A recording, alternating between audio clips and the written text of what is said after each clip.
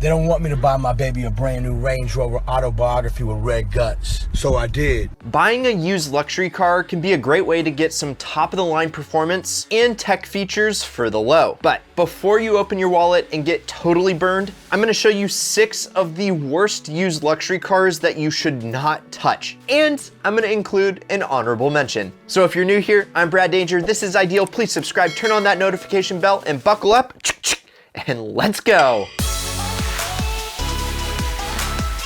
We all use toothpaste every day, or at least I hope you do. But toothpaste should be for your teeth, not for filling in massive gaps on your overpriced luxury land yacht. Because the Maserati Ghibli has an MSRP of over $75,000, and it's got a Maserati badge and that Maserati flair. So why are massive panel gaps acceptable? Well, they're not. It's no wonder nearly everyone who leased a Ghibli ended up selling it once the lease was up. And today you can pick one up that's less than 6 years old and has under 100,000 miles for, get this, $20,000. So it's depreciated nearly a quarter of its original value. Ouch.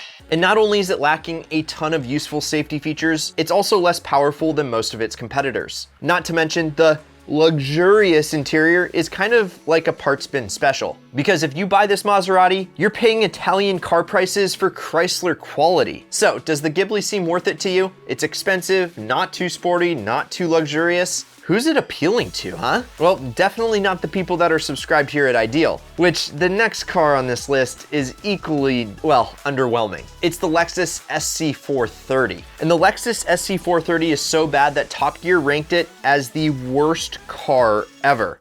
It's horrible.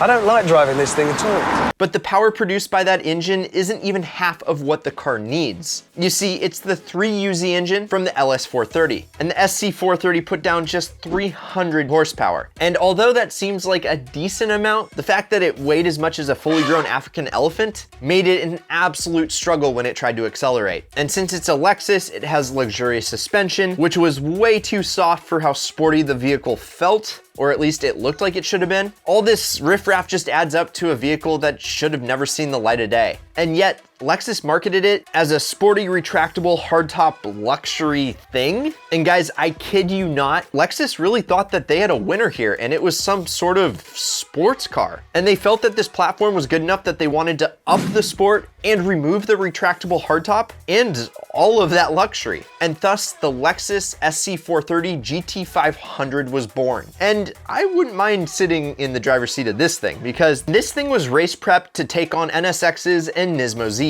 Unfortunately, the SC430 GT500 isn't street legal, but it sure would have been cool if it was, which brings us to the next vehicle on our list, which is also a Maserati. Well, not really. It's the Chrysler TC by Maserati. Wait.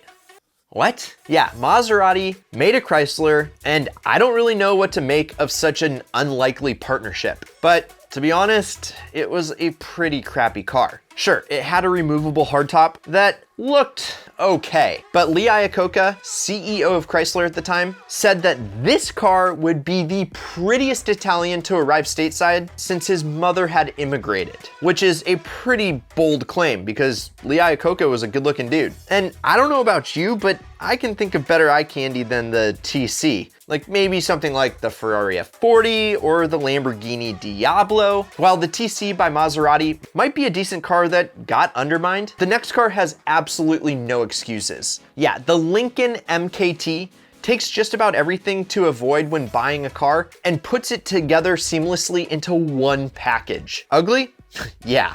Overpriced? Yes. And I have absolutely no idea what Lincoln was thinking with this one. And the sad truth is that someone that hasn't seen this video might end up buying one of these things. So to help them see this video, hit that like button if you're enjoying it, because shelling out nearly 50 grand for an MKT is not the best way to spend your hard-earned cash. And I think one of the main reasons you'd buy this thing is the fact that it's a mid-size luxury crossover, but it doesn't even have a third row seat. And the fact that you throw down 50 stacks just for some outdated, lacking in tech Lincoln that you could spend half on something else and get a way better vehicle is definitely not ideal. So just take it from me and stay away from the Lincoln MKT. And while you're at it, there's this caddy, the Cadillac Cimarron. And while at first the Cadillac Cimarron might not be all that bad, and truth be told, it actually isn't the worst car on this list, but for some reason it sold worse than Google Glass or Blu-ray DVDs. Why? Well, basically, people saw through the fact that there was a Cadillac badge slapped on it because it was a rebranded Chevy Cavalier, pretty much. And I think you're starting to see it because that new grille and that leather interior really isn't fooling nobody. And the Cimarron was much different than the typical Cadillacs, marketed as a new kind of Cadillac for the new kind of Cadillac owner. And if you think back to the 80s, which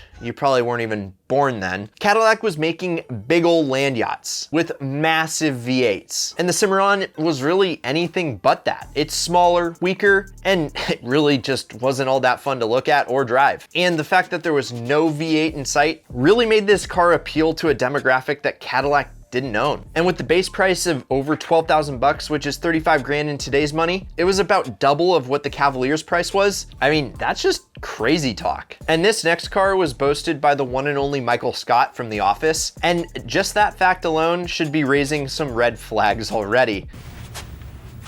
The Chrysler Sebring, there's no way to put it other than it's just not a great vehicle. First of all, it loses over 50% of its value the minute you drive it off the lot. And that's before you put the convertible top down and it breaks. You see, the Sebring is just poorly constructed, and that's just why many people just didn't buy them. Well, I mean, rental car companies bought them, and that's pretty much because when they break down, the rental companies would just give them back to Chrysler, and it's kind of concerning that Avis and Enterprise were banking on these cars breaking down. And not only were Chrysler Sebrings unreliable, they were just so bland, boring, almost dreadful. So much so that it kind of gave it character, but not the kind of character that anybody likes. But if you're gonna have a car with sloppy suspension and an underpowered engine, you should at least feel safe, right? Well, the Sebring definitely isn't. I've felt wet paper towels that were stiffer than a Sebring. But hey, that's what you get when you turn a 4-door sedan into a 2-door convertible. It really seems like Chrysler was trying to make a car that was bad with this one. So if you're not Michael Scott,